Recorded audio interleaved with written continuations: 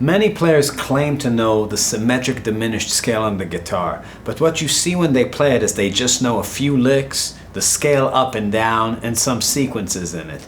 Let's learn the thing once and for all. The reason this scale is called a symmetric diminished scale is because it has a series of repeating intervals.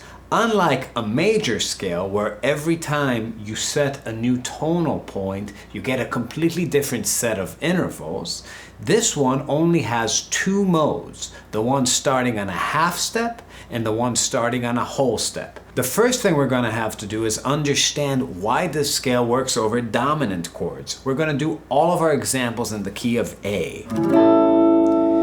If I take a look at half whole diminished in A and ask myself what intervals do I get if A is 1, here are the intervals. 1, flat 2, sharp 2, 3, sharp 4, 5, 6, flat 7. It's an 8-note scale. I have 4 chord tones and 4 tensions. The chord tones are 1, 3, 5, flat 7. That spells out an A7. Thus, it fits over an A7 chord.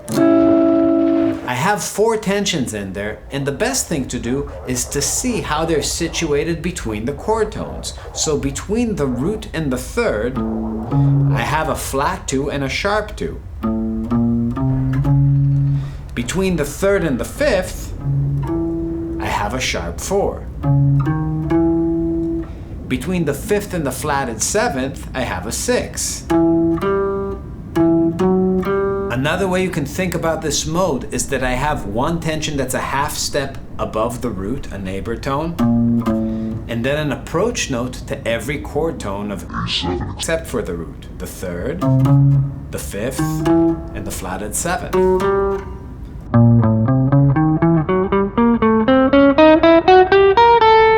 The second thing you're going to want to do is learn one scale shape that you can move around, and we're going to use it as a sort of barometer to see where we're at. And this is just a mechanical shape that most people put together on the guitar. This one.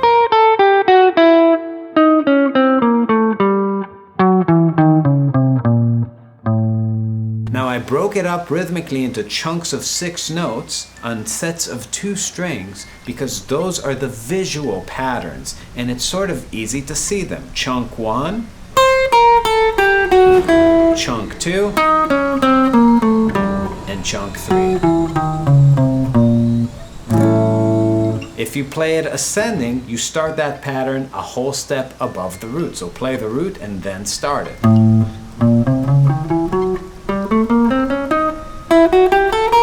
Now the cool thing about diminished is that if I know that thing in one place, all I gotta do is take it 3 frets up or 3 frets down, meaning it's transposable in minor thirds. So if I have this whole scale pattern here, I also have it here. And here. And here. But that's sort of hard to see and remember. So this is where we get lesson 3. You want to see this cowboy E chord right around the 5th fret of the guitar and see how that intersects with that scale shape we just learned. So you have this.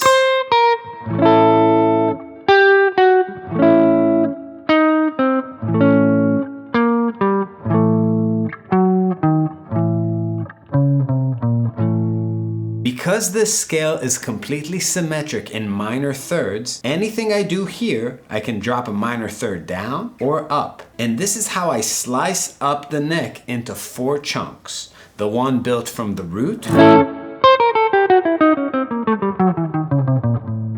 the one built from the sharp 9 from C,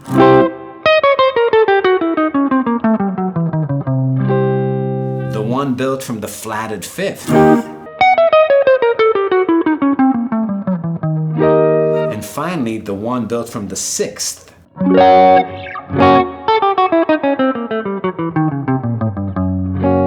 So I have 4 arpeggios of a major triad inside one scale.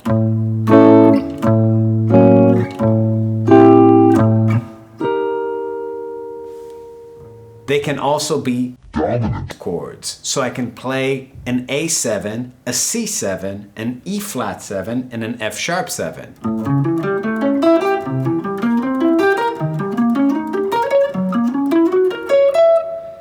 Maybe I can play the arpeggio up and the scale down.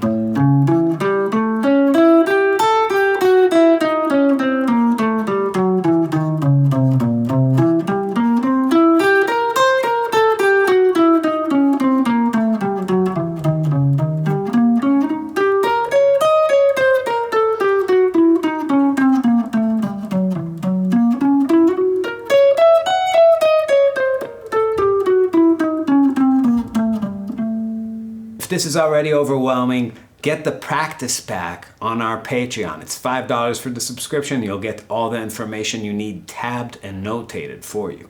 Now let's just hear some of that scale up and down and those 4 arpeggios over a static A7 vamp.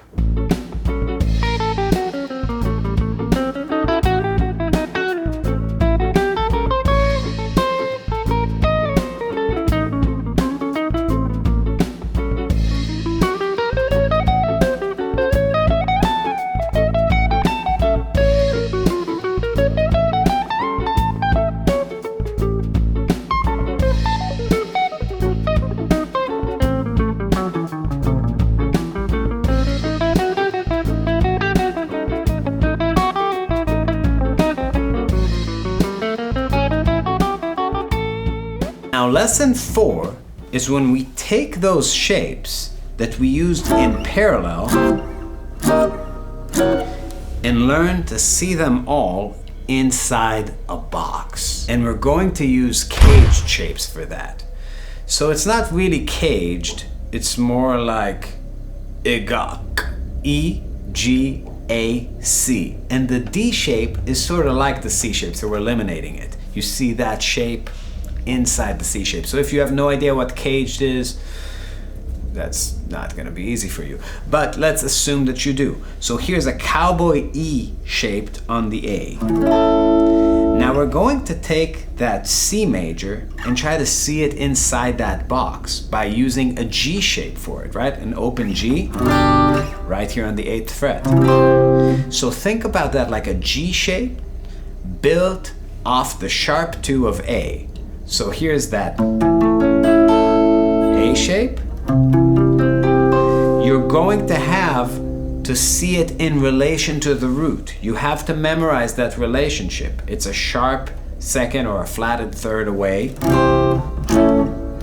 and it's inside the scale. But now we're going to try to intersect that same scale with this shape.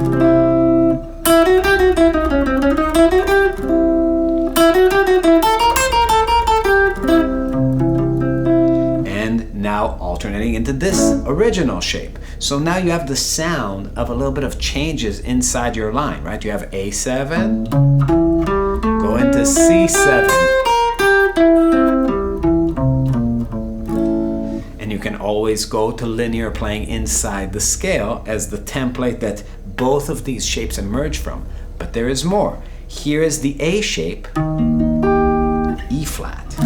So I take this E flat cowboy E right here and I move it to a cowboy A tritone away. So remember, you have an E shaped chord and then this chord a tritone away. Now how do I see this arpeggio?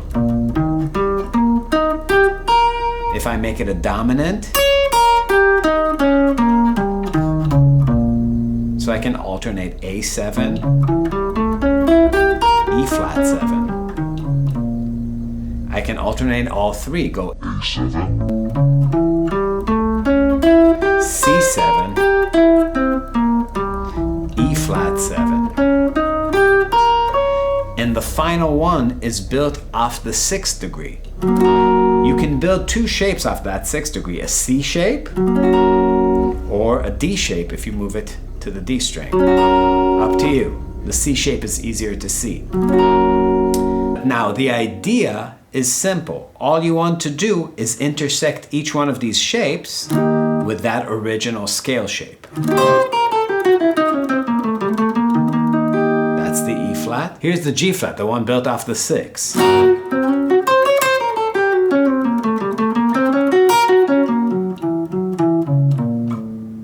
Now, the beauty of this is that if you just memorize patterns going from all 4 of these chord tonalities, all 4 of these arpeggios, the shapes stay the same as you transpose forward. The chords just change. Meaning, if I started here with my E-shaped C, and I just memorize that I go a sharp 2 away and play a G shape, that gives me that E flat. A tritone away A shape is that F sharp.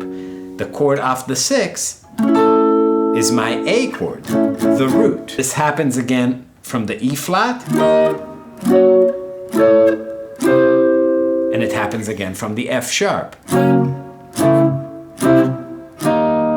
So you can just practice those as grips starting from the bottom of the guitar.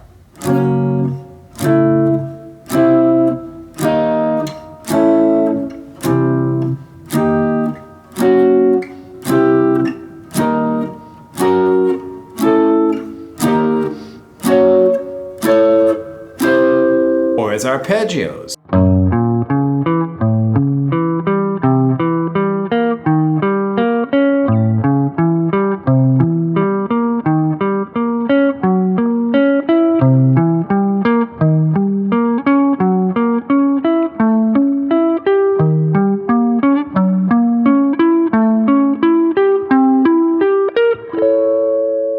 Now, the next thing you want to do, just so you're not randomly playing substitutions without meaning to, is be able to actually play a caged E up the neck using the scale templates. What does that mean? Down here, you're gonna see this E-shaped A intersecting with the scale. But as you go to the C area, you're gonna see this D-shaped A or this C-shaped A, to where you're able to land on chord tones.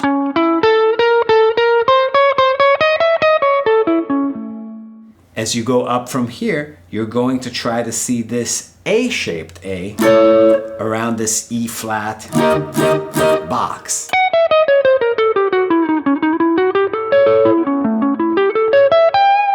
And then finally up here around that F-sharp box, you're gonna see a G-shaped A.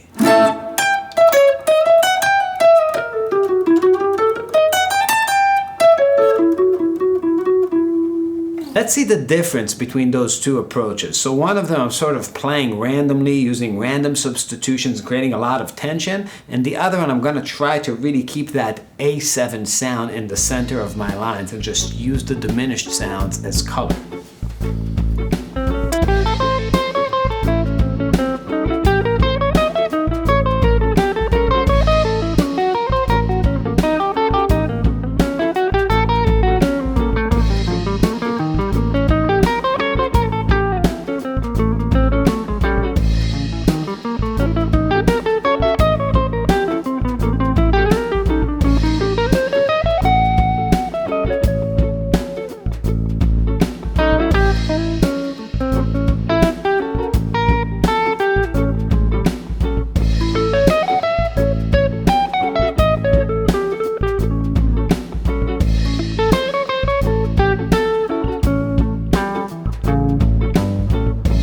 Using this system, you can do things like this. I'm going to take an A7 chord and let's say just add the sharp 9 to it. Then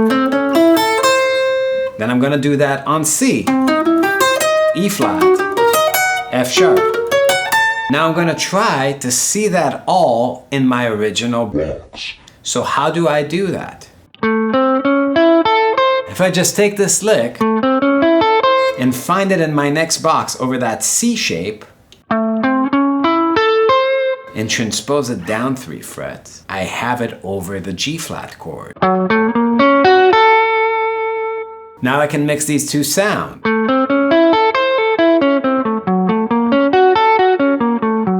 I can find it over this shape.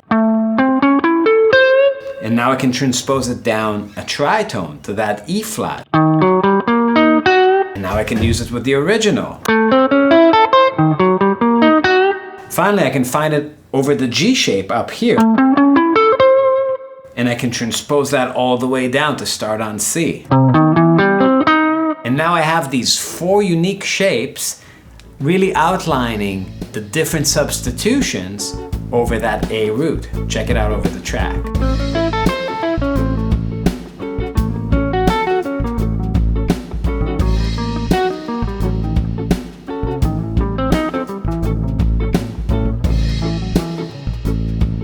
This is overwhelming stuff, and you should definitely join our Patreon for at least $5 a month. You get tabs, notation, a ton of backlog. We covered a lot of great players, a lot of transcription, a lot of instructional material. So be sure to see us there. Subscribe, like this thing, leave a comment, and we'll see you next time.